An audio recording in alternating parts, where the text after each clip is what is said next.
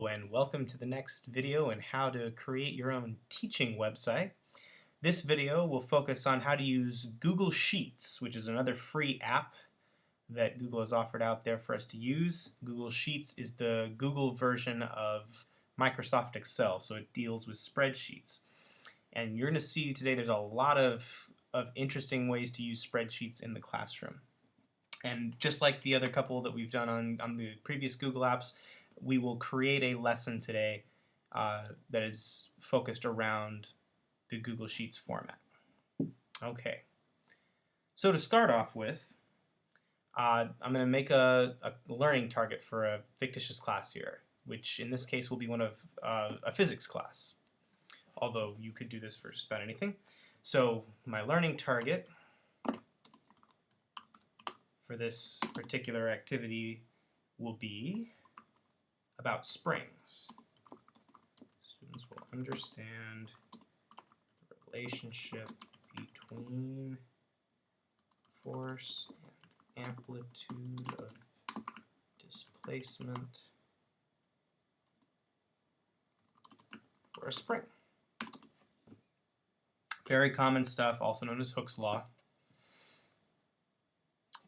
And as the artifact that the students will create to prove that they did or did not learn this, students will solve a collaborative spreadsheet for the force constant of a spring.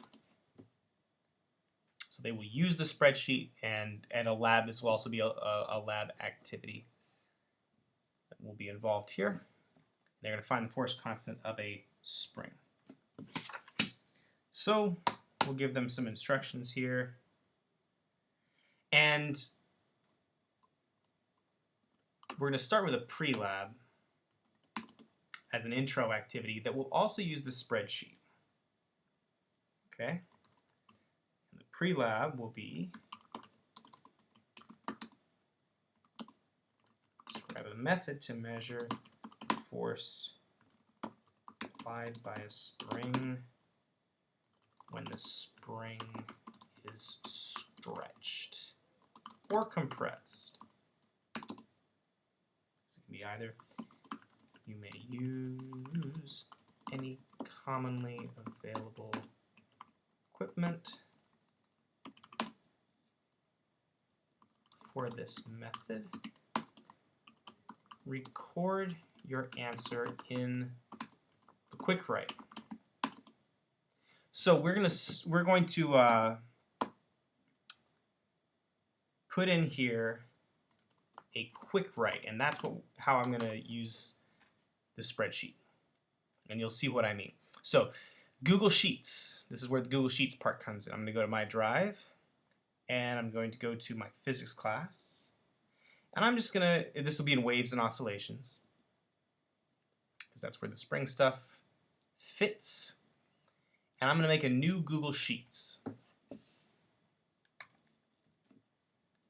And I want to make sure, so let me put it here, let's call it quick write.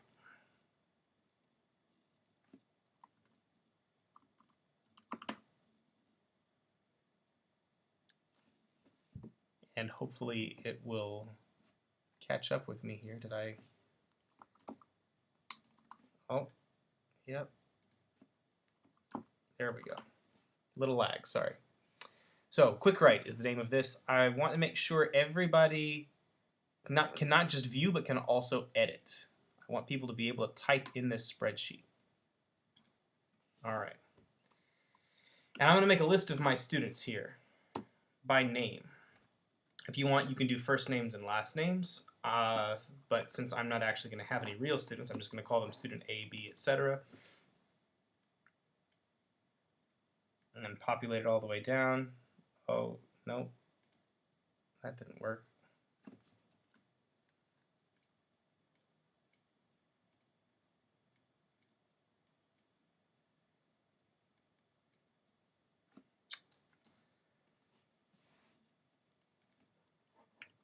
I'll try student 1 and 2, see if it'll do that for me.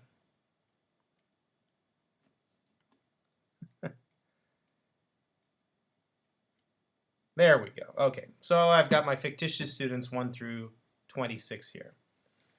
All right, and I'm going to put up here the question. This is my pre-lab question, and I'm going to say students on here. If I were teaching, I'd say, all right, the pre-lab is to describe a method to measure the force applied by the spring. You can read the pre-lab question right there. Discuss with your groups, and they're going to discuss in their little 5, 6, 7 member groups, depending on how many there are, and they're going to try to come up with a way that they could figure out how much force is being put on a spring when it's being stretched or compressed. And then they're going to go to the quick write, because I want to enter that here. So let me put the quick write here. Insert from my drive. I'm going to take that spreadsheet that I just made, the quick write spreadsheet. I'm going to put it in there. There it is. Let's save this real quick so you can see what they would see. They're going to see it all in here. And for right now, it's just got the student, their names. Supposedly you've pre-put their names in here. And then the pre-lab.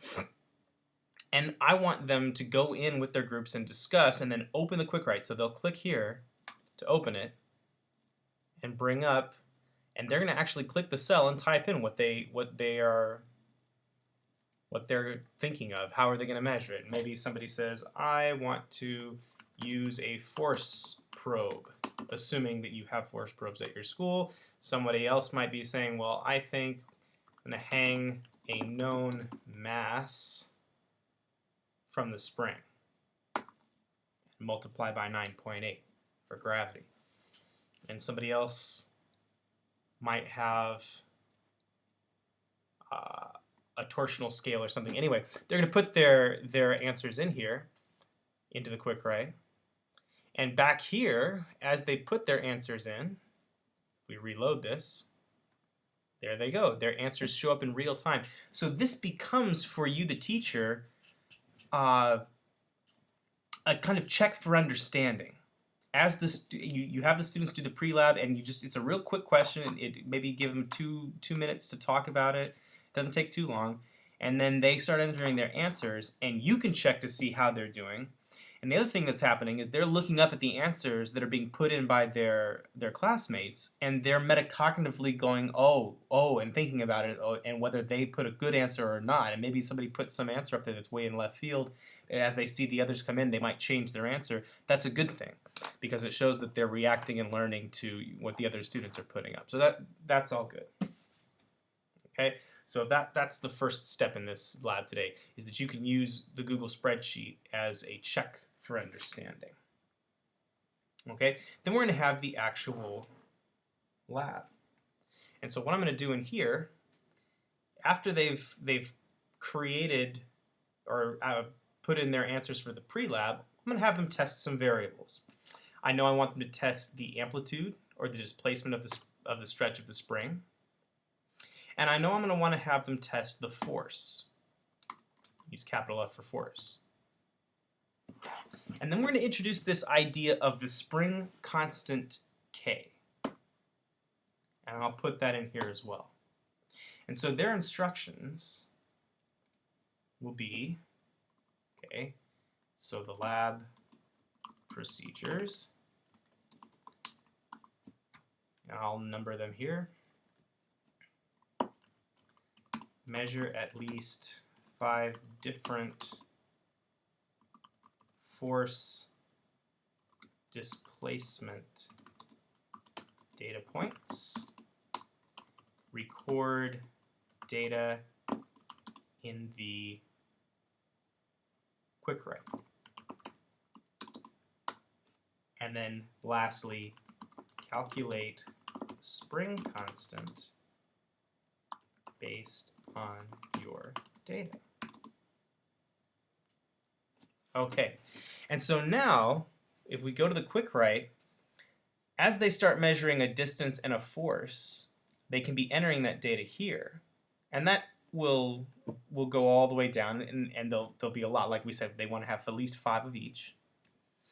But here in the K value, when they try to find the spring constant, we're going to show them, and we can talk about this in class, we're going to show them how to do an equation. Now, you may have done this previously most of my physics classes, we do this in the first couple of weeks, how to use a spreadsheet to create an equation. But in this case, it's a very simple one. F equals kx, so k would equal f over x. So you have to do an equals, and then you're going to be clicking a cell. Now I need to put some numbers in here, so hold on. Let's not do that. Let's say they measured 4 here and 10 here, and you want to tell them not to put in letters. I know it's going to be 4, well, hopefully meters. It'd probably be centimeters actually if we have springs. I don't think we have 4-meter springs in my physics lab, but let's just make the fictitious situation that we had a 4-meter stretch and a 10-Newton force, and our equation k equals f divided by x. So we're going to have to equal this cell divided by this cell. Enter. And they'll get a spring constant. Then somebody else will enter their data, and we'll be able to drag it all the way down, right? And so far there's no other data points, so that it doesn't make any sense yet. But this is teaching them how to use the spreadsheet the way they would use a Microsoft Excel spreadsheet, and use some of the functionality of the spreadsheet to do some of the hard work for them, the math work for them. Okay? And then hopefully they will get numbers here. If they're all using about the same stiffness of spring, they should be getting similar k values here, and we could do an average at the bottom. So we could also do equals average, and we could sum up the whole piece up here. And we'll teach them that functionality as well. And we can put in charts. So once there's a whole list of data here, we can go up to chart, insert chart, and it will graph it for them. And we can go all the way down and do a scatter plot, however we like.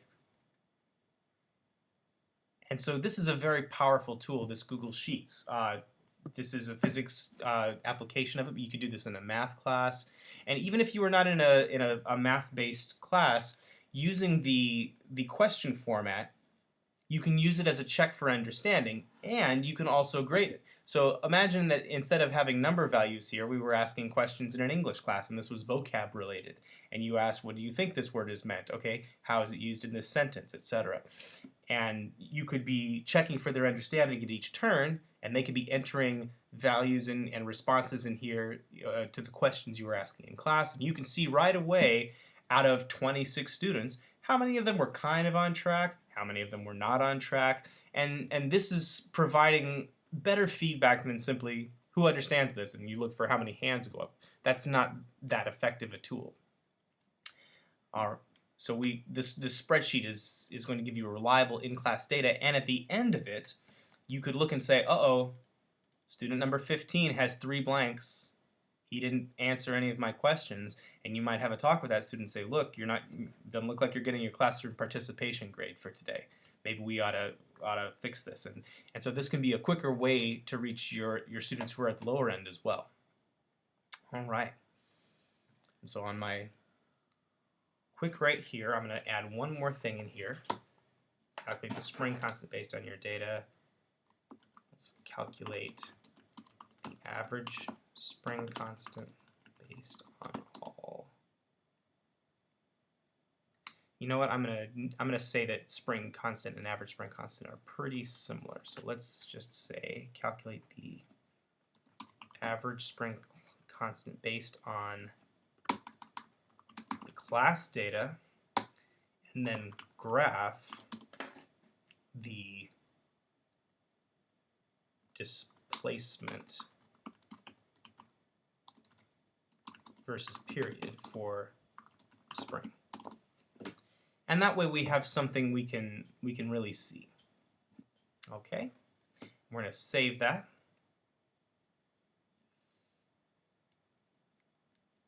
And then again, as they enter their data and enter their responses, it shows up in real time. So hopefully you've gotten some ideas on how you can use Google Sheets in your classroom and to teach real lessons here, just the way we did in